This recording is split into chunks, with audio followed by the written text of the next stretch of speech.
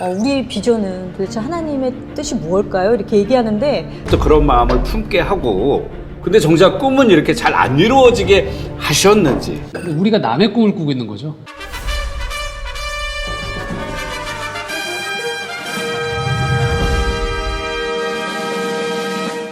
이 와일드 로즈를 통해서 이야기 이제 해야 하는 중요한 이슈가 꿈. 근데 그냥 직업적인 꿈이 아니죠. 진정한 꿈이라는 건 과연 무엇인가? 크리스찬도 마찬가지고 비크리스찬도 그렇고 꿈을 발견하는 것, 꿈을 찾아가는 여정, 진짜 꿈을 찾는 여정이 참 다 쉽지 않아요. 다들 어려워요. 그리고 그런 직업적인 성공을 이루었음에도 돌아보면 이건 내 꿈이 아니었어. 내가 원하던 삶이 아니야. 이렇게 얘기하는 경우도 너무 많아요. 대부분의 사람들이 자기 처음에 내가 하고 싶었던 거 하는 거 아니거든요. 네. 그거 이루는 거 아니에요. 제가 정말 어려운 질문 드려볼게요. 네. 왜 하나님이 이렇게 처음부터 그런 마음을 품게 하고 근데 정작 꿈은 이렇게 잘 안 이루어지게 하셨는지. 내가 꿈이라고 믿었던 것이 좌절됐을 때 네. 특히 믿는 자들의 입장에서 실망이 크겠죠. 아무래도 자기 네. 인생에서. 그럴 때 어떻게 이겨내고 또 나머지 인생을 살아가야 되는지. 일단은 이 얘기부터 해야죠. 하나님은 진정한 꿈을 주시죠. 근데 우리가 남의 꿈을 꾸고 있는 거죠. 남의 꿈. 예, 남의 꿈을 내 꿈이라고 생각하면서 가는 거죠. 그래서 와일드 로즈에도 보면 가족이 있고 자기는 아일랜드가 있는데 불구하고 자꾸 내시빌이라는 그 땅을 그렇죠. 얘기하거든요. 그렇죠. 우리도 보통 꿈을 이룬다고 할 때 가정이 너무 어려웠어요. 그러면 내 꿈은 뭐냐면 우리 가족을 벗어나는 거예요. 하지만 사실 그 하나님은 우리에게 주셨던 환경이 결코 다 벌이라고 하는 환경은 아니거든요. 그러다 보니까 심지어는 상처나 좌절까지도 사실은 하나님은 그것을 회복시켜서 진주로 만들기 원하시는데 자꾸 내가 그걸 버리는 것들이 많기 때문에 외면하다 보니까 진정한 내 꿈을 못 찾는 경우들이 좀 많은 것 같고요. 아까 얘기했던 대로 실패한다, 내 꿈이 실패한다고 할 땐 분별이 필요하겠죠. 하나는 정말 꿈을 이뤄가는 과정에서 이게 버텨야 되는, 마땅히 치러야 되는 대가인데도 불구하고 내가 좀 인내의 숙성의 시간인데 그걸 못 견딜 수도 있고, 또 하나는 하나님 사인일 수도 있죠. 이거 네 꿈 아니야. 그러니까 벗어나라고. 둘 다가 있는 것 같아요. 그래서 어느 하나로만 정답을 이야기하기보다는 그 시기에 좀 분별해 볼 필요가 있을 것 같죠. 소명을 너무 크고 위대하고 어떤 막 선교사로 나가는 것만 소명을 생각이 쉬워요. 이분법적으로 생각하는데 하나님은 우리 모두 각자의 부르신 가운데에서 그렇죠. 자기의 진정한 소명을 찾기를 원하시는 분이고, 하나님은 현대 문명에서도 그 얘기를 하는 것 같아요. 왜냐면 온통 꿈을 찾아라, 비전이 있다라고 얘기하는데 중요한 건 이것도 저것도 다 맞다라고 하면서 남들이 말하는 성공, 외형적인 명예를 가졌다, 부를 가졌다, 또 어떤 사람들이 인정하는 어떤 지위에 올라간 거를 성공의 비전이라고 자꾸 사람을 만드는 거죠. 그것만이 진짜 나의 소명일까를 생각해보면 그렇진 않거든요. 네네. 사실은 그런 성공들은 이 진정한 소명을 찾아가는 과정 안에서의 하나의 단서들인 거죠. 네. 진정한 소명은 내가 하나님 안에서 끊임없이 고민하고 찾아가는 가운데 통합해서 찾아갈 수 있어야 되고, 하나님은 능히 우리에게 그런 소명을 네. 주실 수 있는 분이다라는 얘기인 거죠. 진짜 살면서 지금 목사님 말씀하신 부분 느낄 때가 되게 많아요. 우리가 꿈이라고 하면 직업, 성공, 어린 시절, 청년 시절, 20대는 다 거기에 집중이 그렇죠. 있거든요. 그래서 저희가 무슨 강연을 가더라도 전부 물어보잖아요, 감독님. 젊은 청년들이, 다음 세대들이. 우리 비전은 도대체 하나님의 뜻이 무엇일까요? 이렇게 얘기하는데 그들이 원하는 답은 이미 다 그 안에 있어. 어떤 직업적인 꿈을 이루고 그래서 싶어 직업을 하는 거죠. 자꾸 소명으로 연결하거나. 맞아요. 그렇죠? 배우 시절에 네. 배우할 때 그 중간에 이제 하나님 뜨겁게 만난 경험이 있었기 때문에 그 비포 앤 애프터로 굉장히 딱 나뉘거든요. 근데 처음에는 유명한 배우가 되고 싶어. 나한테 이런 재능이 있어. 네. 그게 이제 저의 꿈이었고 소명인 줄 알았죠. 근데 이제 나중에는 달란트와 나의 꿈, 직업이 분리가 되면서 연기하는 달란트도 있지만 사람들의 응어리진 것을 대리 만족 혹은 네. 치유하는 기능을 연기가 할 수 있겠다. 그래서 난 사람들을 치유하는 배우가 되고 싶고 그런 연기를 하고 싶다라는 쪽, 이게 소명에 그렇죠. 가까워지는. 그리고 또 하나는 좀 덧붙이자면, 소명은 정말 단 하나가 아니거든요. 추 감독님이 이 많은 연예 예술인들과의 관계 안에서 좋은 신앙적 리더로서 누군가를 이끌어주는 것도 굉장히 중요한 소명이죠. 삶 전체를 아우르는. 여러 가지의 소명들이 있고, 사실 이 유튜브도 저희가 네, 소명이죠. 유튜브도. 저희 생각하지 않았던. 그러네요. 오늘 두 분 잘 통하시네요. 네. 저는 그냥 혼자 중간에 섬으로 지금 외롭게. 이 영화 이야기로 다시 돌아오면요. 네. 주인공이 엄마로서 또 자기 비전을 이루기 위해서 많은 이제 갈등들을 겪게 되는데 격하게 여성들은 아마 동감을 할 것 같아요.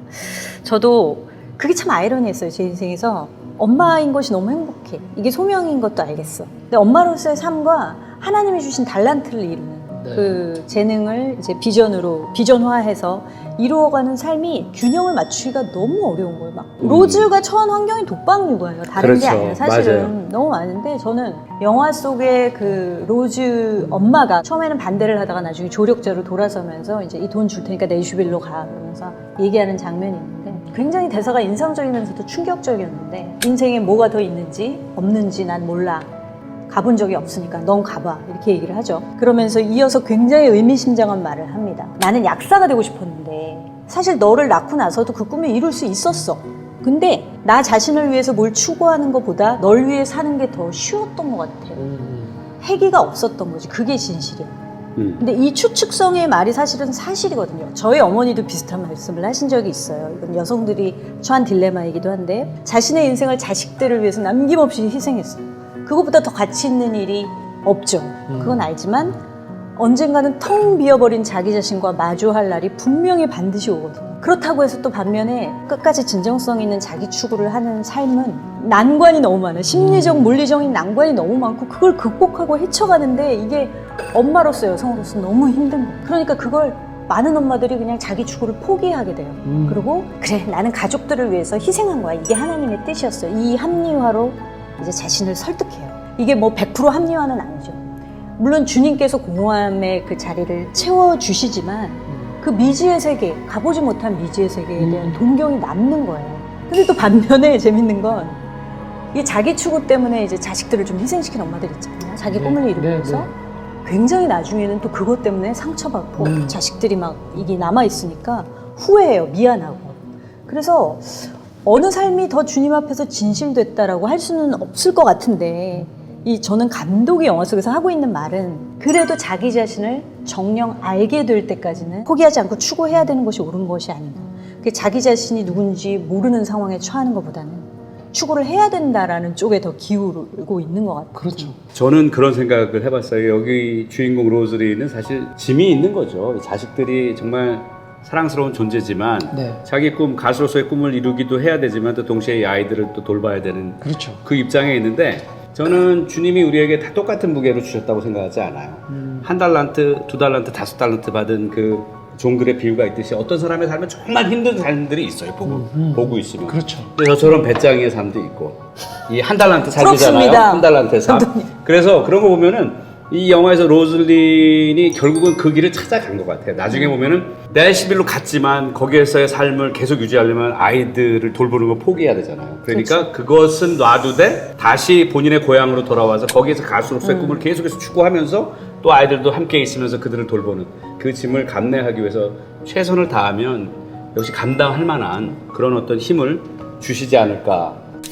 또 이 영화의 마무리가 뭐 아까 감독님 잠깐 얘기하셨지만 마무리가 굉장히 독특합니다. 근데 내슈빌로 갔다가 사실은 그 천사들, 자기를 도와줬던 천사들이 꿈을 이루는 것을 도와주는 조력자일 뿐이 아니라 네. 꿈 자체이자 꿈의 일부였다는 것을 깨닫게 되죠. 내슈빌에서 정말 그 노래 가사 중에 로즈의 노래 가사 중에 황금도시라는 말이 나오죠. 어떤 꿈이 정말 신기루였다라는 것을 깨닫고 빛의 속도로 돌아오죠. 고향 글래스고로 다시 돌아옵니다. 근데 그녀가 추구했던 것의 실체가 무엇인지 끝까지 가봐야만 알 수 있는 건 그게 또 로즈의 노래로 나타나죠.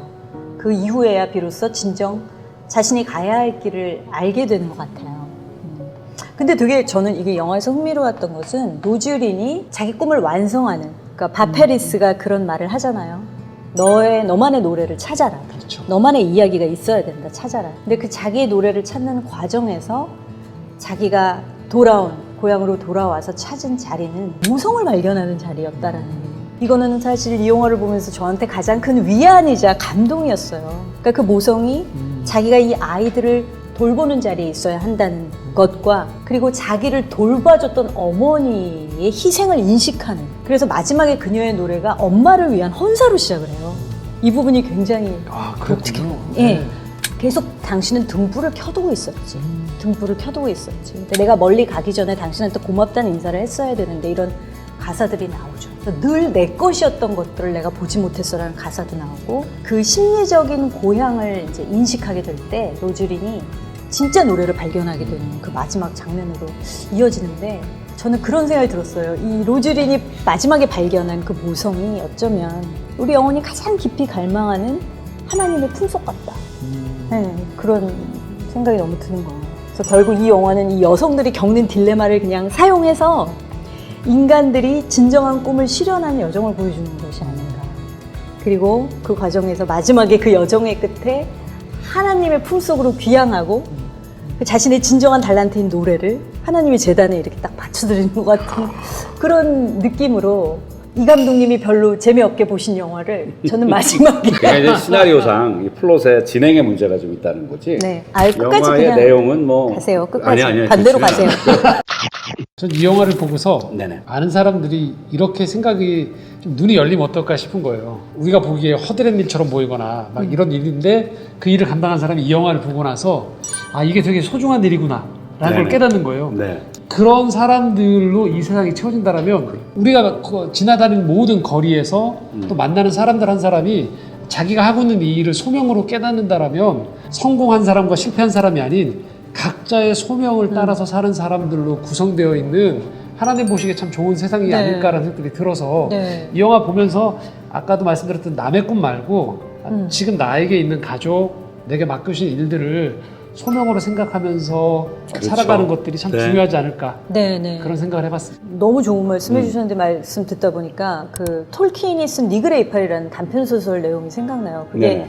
그 니글이라는 사람이 아주 커다란 나무를 그리는 게 꿈이었어요. 너무 웅장하고 아름다운 나무. 근데 그림을 완성할 시간이 없는 거예요. 그래서 주변 이웃 공동체 막 돕고 이렇게 사느라고 이것저것 허접한 일들도 포함해서 막 하느라고 죽기 전에 이파리 하나밖에 딱 못 그렸대요. 네. 근데 이제 니글이 천국에 딱 가니까 그 완성된 그림이 놓여져 있는 거예요. 그래서 하나님께서는 니글이 이파리 하나밖에 못 그렸지만 하나님은 그것을 완성된 전체의 나무의 그림을 하나님이 갖고 계시고 그걸 받으시는 거죠. 와. 저는 이 이야기를 어디서 목사님 설교 중에 듣고 굉장히 감동을 받았거든요. 내가 겨우 나무 하나 그리고 인생이 끝나는구나 라고 말할 게 아니고 나머지 부분들은 다 주님께서 채워주시고 만들어주시고 그런 거 아닌가. 어떤 직업적인 성취를 이루는 것이 꿈이 아니라 오늘 이제 제가 마음에 새긴 결론은 우리의 영혼을 충만하게 채우는 과정이 꿈을 찾는 여정이 아닌가 라는 생각이 듭니다. 그런 의미에서 우리 세 명도 앞으로 계속 꿈을 이루어가시는 이 여정을 그렇죠. 추구하시기 하나님 안에서 추구하시기 바랍니다. 네. 감사합니다. 또 마지막 한마디. 저 이거 살려주세요. 박수 치다가 이런 거 귀엽잖아요. 귀엽잖아요.